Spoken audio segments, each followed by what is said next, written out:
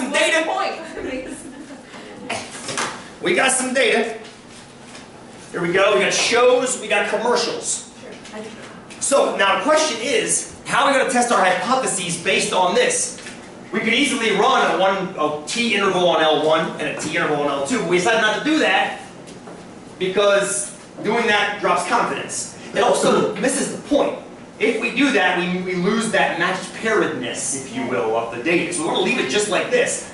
We have to do something to it, yeah? L2 minus 1. I was just going to say, can't we just subtract them? Absolutely, because that's what we're testing. We're testing the difference between the commercials and the shows. So I think what we put in L3 is the difference of L2 and L1. And that gives us how much louder in decibels the commercials are than their paired shows. I'll say that again. In L3, now before you start typing them, don't type them one by one. Let the TI do it for you automatically. Watch this. Let's do it first, then we'll talk about it.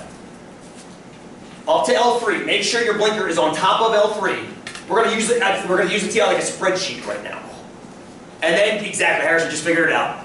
Now just type L2, second 2, minus second 1, L1. Press enter. Okay. There are your differences. And there are your differences. There are your differences. It's extraordinarily fancy. The TI can be like a spreadsheet when you need it to be, which is conveniently most of the time you need it to be. She's upset that she was spending all that time trying to figure it out. I'm sorry. You guys are trying to get ahead of me, and I bless you for doing it. Of course you can do it. It's just this does it for you, and it also takes care of, as long as you put the data in correctly, it also takes care of any mistakes you might have made. So, real quick, let's take a gander at that data. Let's take a gander at it to make sure. Remember, averages are twitchy. If we've got any extreme data points, they could pull the average to one side or the other. For example, if we have a very, very large positive value, it might pull the average positive, which might agree with our hypothesis kind of in error. Let's take a quick little histogram. If you want to be fancy, pair it with a box plot. I think I might do that just because I'm feeling saucy. So we'll do a little histogram. Second y equals. Remember your data is in L3. Your data actually is no longer L1, L2. You've collapsed it all down to one data set in L3. And I'm going to put a frequency of 1 because, well, it's raw data, right? You have one volume difference from the first show and commercial, another one from the second commercial and show, another one from the third commercial and show, and so forth and so on and so forth and so on. So make sure that your data is L3 and your frequencies are 1. Make sure, because there's no distribution here. Then there generally won't be for this kind of data, because you're generally going to have a before and after, a pre, a post, a left, a right. Something paired with something else, which you then have to subtract. What do I do after second y equals? We'll catch up after class. We'll get you some videos. Cool. So there's the histogram. I'm also going to slap a. Whoops. I don't know what I just pushed. I'm also going to slap a box plot up, just to see if any goofy outliers pop out. There's the same thing, L3 and 1. L3 and 1, just to see. Just to see. And then a quick zoom 9. Zoom 9 gets. And Angie's saying there's nothing unusual? No, I just have to change my window. Oh, me too, probably. I'm guessing I do anyway, so I'm going to go a little zoom 9. Okay, there it is. And then, yeah, me too. Me too. Me too. So, let me go to window. Why is it still going? Okay, got it. Oh, because I've got the logistic curve in there. Let me get that out. So that's what I got. I'm going to finagle the window a smidge, although nothing I'm seeing causes any alarm. I'm not seeing anything goofy that's saying like, okay, I've got an outlier. There's no outliers by the box plot.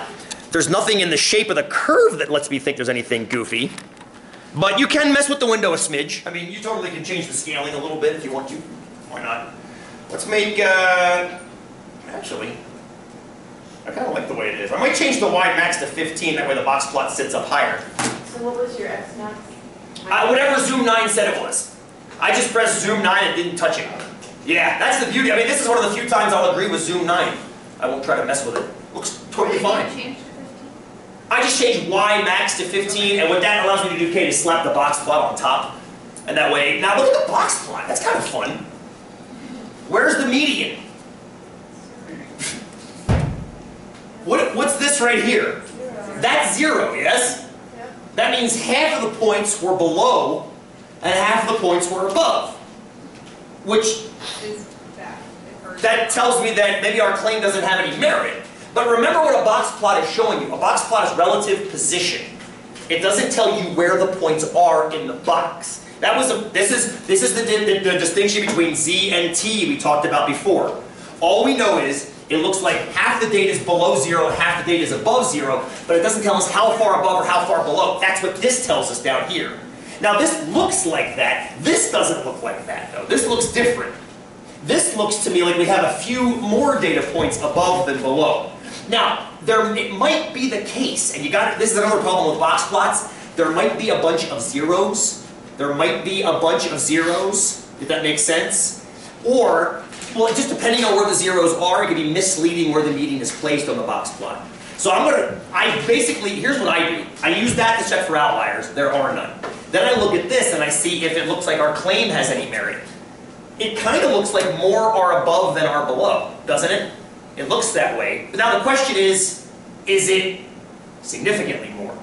This is just to see if I have any goofy data. I don't think I do. I don't think I have any goofy data. Now I'm ready to test it.